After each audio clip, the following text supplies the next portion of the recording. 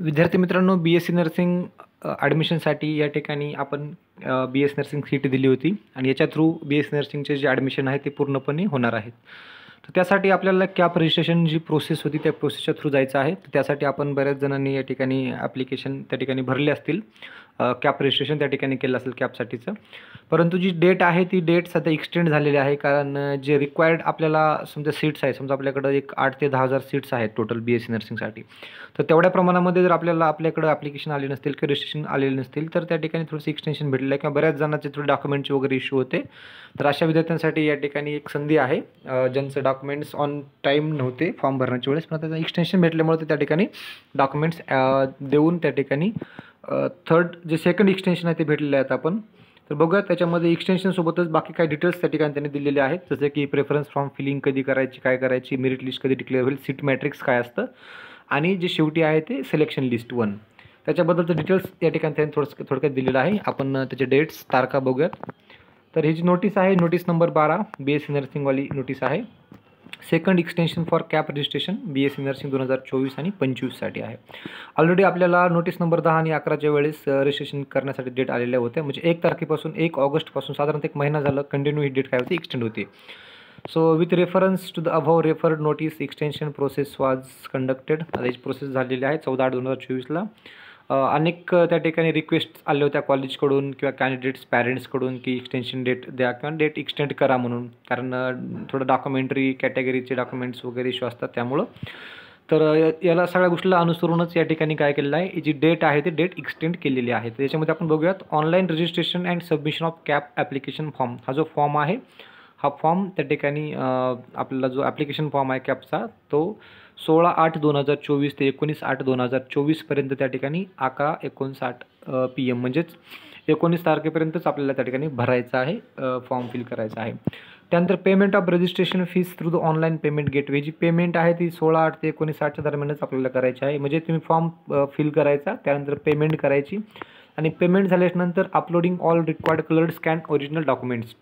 जी original documents आहेत त्याला आपण काय करायचं, त्याचे फोटो काढा, प्रॉपर फोटो एकदम त्याचे जे चौकोन आहेत, चारही बाजू आहेत ते व्यवस्थित फोटोमध्ये आल्या पाहिजे. तिरका, आडवा, उभा, वाकडा, अर्धाच फोटो असे फोटो नाही काढायचे किंवा तसं स्कॅन करायचं नाही. एकदम प्रॉपर स्कॅनिंग त्या ठिकाणी करायचे आणि कलर्ड स्कॅन करायचे, ब्लॅक अँड व्हाईट स्कॅन नाही करायचं, कलर्ड स्कॅन करायचं आहे.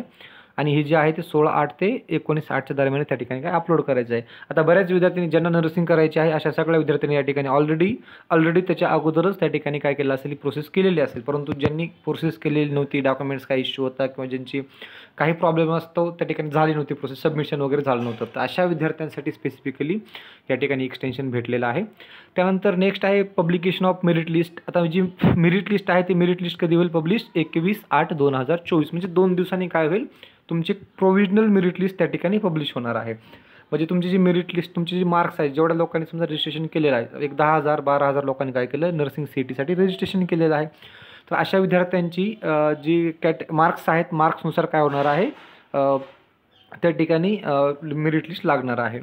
तर मेरिट लिस्ट लागल्यानंतर display of seat matrix for the CAP round 1. ठीक आहे. आता सीट मॅट्रिक्स कॅप राऊंड 1साठी त्या ठिकाणी काय होणार आहे, डिस्प्ले होणार आहे. आता सीट मॅट्रिक्स काय असतं, सीट मॅट्रिक्स म्हणजे काय, की एखाद्या पर्टिक्युलर कॉलेजमध्ये किती सीट्स आहेत, त्या सीट्समध्ये तुम्ही त्या ठिकाणी बघितलं, स्पेसिफिकली इंडिकेट केलं असतं की SC STसाठी किती सीट्स आहेत, OBCसाठी किती सीट्स आहेत, ठीक आहे, किंवा VJ/NTसाठी किती सीट्स आहेत, किंवा एखाद्या particular specific D C B जे काय आपलं विजेमध्ये आहे त्यासाठी किती आहेत, EWसाठी किती सीट्स आहेत, 10% राखीव सीट्स असतात, मग किती सीट्स आहेत, बाकी अनरिझर्वड किती आहे, PWDसाठी किती आहे, ऑर्फनसाठी किती राखीव आहेत, या सगळ्याचं सीट मॅट्रिक्स त्या ठिकाणी काय होतं, पब्लिश होतं. आणि सीट मॅट्रिक्स हे गव्हर्नमेंट कॉलेजेस 6 कॉलेजसाठी त्या ठिकाणी जास्त फायद्याचं आहे.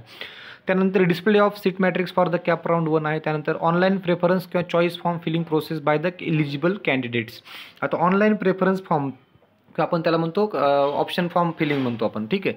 तर ती ऑप्शन फॉर्म फिलिंग आहे ती 22/8 ते 25/8 म्हणजे एक 3-4 दिवसामध्ये काय करायचं आपल्याला त्या ठिकाणी फिल करायचं आहे, 3 दिवसामध्ये. त्याच्यासाठी कदाचित एक्सटेन्शन भेटत नाही, शक्यतो भेटू शकतंही, परंतु भेटणार नाही. तर त्या 3 दिवसामध्येच तुम्हाला काय करायचं, 3-4 दिवसामध्ये तुमची जी प्रोसेस आहे प्रेफरन्स फॉर्म फिलिंग प्रोसेस तुम्ही त्या ठिकाणी करायची आहे. आता प्रेफरन्स फॉर्म फिलिंग कसं करायचं, काय करायचं, त्याच्याबद्दलचा व्हिडिओ मी तात्काळ 2 दिवसामध्ये अपलोड करेल किंवा उद्याच त्या ठिकाणी काय करेल, अपलोड करेल. तर प्रेफरन्स फॉर्म फिल करताना कोणकोणत्या गोष्टी ध्यानात ठेवायला पाहिजेत, कॉलेज सिलेक्ट करताना कसं कॉलेज सिलेक्ट करायचं, कॉलेज कसं असावं. आता बेस्ट प्रायव्हेट 25 कॉलेजेसचा मी एक व्हिडिओ ऑलरेडी पहिला बनवलेला आहे, परंतु लेटेस्ट व्हिडिओ त्या ठिकाणी काही कॉलेजेस ॲड करून एक 50 साधारणतः 50 कॉलेजचा मी काय करतो व्हिडिओ अपलोड करतो. तुम्ही ती प्रिफरन्स त्या ठिकाणी टाकू शकता. त्यानंतर नेक्स्ट प्रेफरन्स फॉर्म झाल्यानंतर declaration of the selection list for the CAP round 1 for BSc nursing course only. ठीक आहे. आता याच्यामध्ये सिलेक्शन लिस्ट लागणार आहे. फर्स्ट सिलेक्शन लिस्ट कधी लागेल 26/8/2024ला त्या ठिकाणी, म्हणजे 26 ऑगस्ट 2024ला BSc नर्सिंग कॉलेजच्या ॲडमिशनचा पहिला राऊंड त्या ठिकाणी लागणार आहे. कॅप राऊंड 1 त्या ठिकाणी लागणार आहे. असे 2-3 राऊंड लागतात. त्यानंतर शेवटचा राऊंड असतो तो इन्स्टिट्यूशनल राऊंड किंवा मॉपअप राऊंड पण लागतो. असे 3-4 राऊंड असतात. त्यापैकी पहिला राऊंड त्या ठिकाणी लागणार आहे, फर्स्ट राऊंड. त्यानंतर physically joining and filling status retention form with all original documents and requisite fees by DD किंवा चेक. आता याच्याबद्दल थोडक्यात आपण बघूयात. फिजिकल जॉईनिंग काय असतं, फिलिंग ऑफ स्टेटस रिटेन्शन काय असतं, बेटरमेंट काय असतं आणि ओरिजिनल डॉक्युमेंट्स वगैरे किंवा DD कसा काढला जातो. ठीक आहे. याच्याबद्दलचा एक व्हिडिओ मी तुम्हाला नेक्स्ट बनवेल नंतर, परंतु तात्पुरतं थोडक्यात तुम्हाला सांगतो. तर फिजिकल जॉईनिंग म्हणजे आपण त्या ठिकाणी कॉलेजला जायचं, ज्या कॉलेजला आपला नंबर लागेल त्या ठिकाणी आपण जायचं आहे. त्या ठिकाणी गेल्याच्या नंतर स्टेटस रिटेशन, जर तुम्हाला ते कॉलेज आवडलं त्याच कॉलेजमध्ये तुम्हाला कंटिन्यू करायचं असेल, जे राऊंडला भेटला आहे त्याच कॉलेजमध्ये, तर तुम्ही त्या ठिकाणी स्टेटस रिटेन्शन फॉर्म भरू शकता. किंवा जर तुम्हाला समजा त्या कॉलेजमध्ये कंटिन्यू करायचं नाही, तुम्हाला वाटलं हे कॉलेज खूप चांगलं नाही आहे, ठीक आहे, तर त्या कॉलेजमध्ये व्यवस्थित ट्रीट तुम्हाला केलं नाही. कधी काय होतं, तुम्ही ज्यावेळेस ॲडमिशन घ्यायला जाता त्यावेळेस बऱ्याच ठिकाणी कॉलेजमध्ये जी नवीन बॅचेसचे येतात स्टुडंट त्यांना एक व्यवस्थित ट्रीट केलं जातं. पण बऱ्याच कॉलेजमध्ये असं होतं की ठीक आहे, ते जास्त म्हणजे स्टुडंट्सची व्यवस्थित वागणूक देत नाहीत किंवा पॅरेंट्सला व्यवस्थित रिस्पेक्ट देत नाहीत. मग अशामुळे आपला कधी मूड चेंज होतो किंवा कॉलेज असं आहे किंवा तसं आहे. अशा वेळेस काय होतं की आपल्याला इच्छा नसते त्या ठिकाणी कॉलेजला ॲडमिशन घ्यायची. मग अशा वेळेस काय करायचं, आपण स्टेटस रिटेन्शन फॉर्म भरायचा नाही. तुम्ही जर फॉर्म नाही भरला, तुम्ही काय होतं बेटरमेंटसाठी तुम्ही नेक्स्ट राऊंडसाठी कॅरी ऑन केलं जातं तुम्हाला. ठीक आहे. त्यानंतर ऑल ओरिजिनल डॉक्युमेंट्स जे आहेत, जे रिक्वायर्ड ओरिजिनल डॉक्युमेंट्स आहेत, ते डॉक्युमेंट्स आणि DD त्या कॉलेजमध्ये जाऊन तुम्ही समजा जे काय फीस असेल, रिक्वायर्ड फीस असेल, समजा काही कॉलेजमध्ये 20-25 हजार रुपये फीस असते, काही कॉलेजमध्ये 10,000 रुपये असते, गव्हर्नमेंटला वगैरे 10 ते 15 हजार फीस आहे, प्रायव्हेट कॉलेजमध्ये 20-25 फीस असते, किंवा काही कॉलेजवाले काय करतात 50 ते 70 हजारापर्यंत पण फीस घेतात.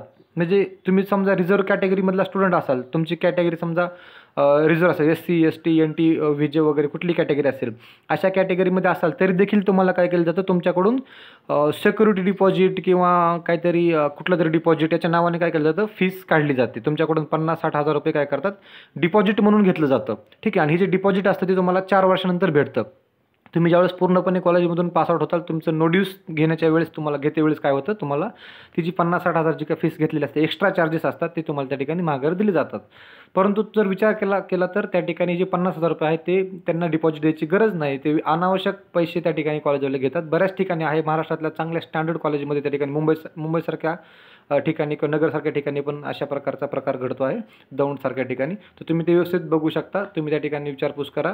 जर त्याचं प्रॉपर जर तुम्हाला त्या ठिकाणी सर्क्युलर असेल गव्हर्नमेंटकडून की अशी तुम्ही फीस घेऊ शकता, त्यांना दाखवा, बोला. त्यानंतर तुम्ही फीस जे काय असेल तुमचं DD वगैरे तुम्ही देणार आहात, डिपॉझिट देणार आहे, त्याची व्यवस्थित पावती रिसिप्ट घ्या आणि कॉलेजला सबमिट करा. ठीक आहे. तर अशा प्रकारे जी प्रोसेस आहे, तुम्ही त्या ठिकाणी पर्टिक्युलर कॉलेजशी तुम्ही बोलून ती तुमचा जो विषय आहे तो तुम्ही सॉल्व्ह करू शकता. त्यानंतर DD द्यायचं आहे. DDसाठी तुम्हाला एखाद्या पर्टिक्युलर त्या कॉलेजची एखादी बँक असते, पेमेंट बँक वगैरे असते पर्टिक्युलर कॉलेजला वगैरे, किंवा शेजारची एखादी बँक असते किंवा तुमची एखादी बँक असेल जवळची, त्या बँकेतून तुम्ही DD काढायचा आहे. एक 50-60 रुपये किंवा एक 100-120 रुपयापर्यंत चार्जेस असतात DDला, 10,000 मागं किंवा 20,000 मागं तुम्ही त्या ठिकाणी DD काढून द्यायचं आहे. 27/8/2024 ते 31/8/2024 पर्यंत त्या ठिकाणी काय करायचं आहे, DD काढून द्यायचं आहे. मग 31/8 नंतर काय होतं, जे काही कॉलेजमध्ये सीट व्हॅकंट्स आहेत, ठीक आहे, त्या सगळ्या व्हॅकंट सीटचा डाटा त्या ठिकाणी कॉलेज काय करतं, माघारी DMRला पाठवतं. ठीक आहे, CET-वाल्यांना पाठवतं. त्यानंतर समजा एखाद्या कॉलेजची 50 इंटेक असेल, तर 50 इंटेकपैकी समजा पहिल्या राऊंडमध्ये 20 ॲडमिशन झाले, तर बाकी 30 ॲडमिशन काय होतात, 30 सीट काय होतात, व्हॅकंट असतात. मग कॉलेज काय करतं, 30 व्हॅकंट सीटचा डाटा आणि ज्या मुलांनी स्टेटस रिटेन्शन केलेलं आहे अशा सगळ्या विद्यार्थ्यांचा डाटा त्या ठिकाणी काय केला जातो, वर DMRला नाईटला 6 नंतर पाठवला जातो. मग अशा वेळेस रिटेन्शन झाल्याच्या नंतर बाकी मग सेकंड राऊंडसाठी तुम्हाला ग्राह्य धरलं जातं किंवा मग सेकंड राऊंडसाठी प्रिपरेशन केलं जातं. किंवा कधी काय होतं, काही नवीन कॉलेजेसला परमिशन भेटते किंवा कॅप राऊंड 1मध्ये काही वेळेस काय होतं, कधी चांगले चांगले कॉलेजेस पण त्या ठिकाणी ॲड नसतात किंवा काही इलिजिबिलिटी असेल किंवा काही कारणास्तव किंवा फीस पे केलेली नसेल त्या कॉलेजनं त्या DMRसाठी राऊंडसाठी वगैरे अशा गोष्टीमुळं कधी कधी चांगले कॉलेज देखील कॅप राऊंड 1मध्ये नसतात किंवा काही कॉलेजला नवीन परमिशन भेटलेली असते त्यामुळे ते कॉलेज कॅप राऊंड 1मध्ये नसतात. अशा वेळेस कॅप राऊंड 2साठी काही कॉलेजेस नव्याने त्या ठिकाणी ॲड होतात. मग तुम्हाला प्रेफरन्स फॉर्म फिल करण्यासाठी त्या नवीन कॉलेजेसचा प्रेफरन्स टाकण्यासाठी त्या ठिकाणी ऑप्शन येतो आणि नंतर तुम्ही त्या ठिकाणी कॅप राऊंड 2साठी नवीन कॉलेजेसचा प्रेफरन्स ॲड करून प्लस जुने कॉलेजचा प्रेफरन्स असं करून कॅप राऊंड 2साठी तुम्हाला ग्राह्य धरलं जातं आणि बाकीची प्रोसेस आहे ती मग चालूच राहते. ठीक आहे, याच्याबद्दल जास्त विचार करू नका. याचा व्हिडिओ मी तुम्हाला अपलोड करेल आणि डिटेल्स त्यावेळी त्या ठिकाणी काय करेल इन्फॉर्मेशन प्रोव्हाइड करण्याचा प्रयत्न करेल. त्यामुळं सध्या तरी तुम्ही ध्यानात ठेवा की एक्सटेन्शन भेटलेलं आहे आणि 2-3 दिवसामध्ये तुमचं सीट मॅट्रिक्स रेडी होऊन प्रेफरन्स फॉर्म फिल करण्यासाठी तुम्हाला रेडी राहायचं आहे 22 तारखेला. ठीक आहे, जर व्हिडिओ चांगला वाटला तर प्लीज चॅनलला लाईक करा, शेअर करा, सबस्क्राईब करा. जर तुम्ही नवीन असाल तर सबस्क्राईब करा, तुमच्या मित्रांना देखील पाठवा जेणेकरून त्यांना देखील इन्फॉर्मेशन भेटून राहील. ठीक आहे, बाकीचे जे काही नेक्स्ट अपडेट आहेत ते या चॅनलच्या माध्यमातून मी वेळोवेळी देण्याचा प्रयत्न करेल. ॲडमिशन प्रोसेसमध्ये खूप महत्त्वाचा हा विषय असतो किंवा खूप सतर्कतेनं आपल्याला राहायचं असतं, कारण अपडेट हे सारखं पडत असतात. 2-2 दिवसाला काय काय गोष्टी चेंज होत राहतात. त्याच्यामुळं अपडेट राहण्यासाठी तुम्ही चॅनलला लाईक करा, शेअर करा आणि सबस्क्राईब करा. धन्यवाद.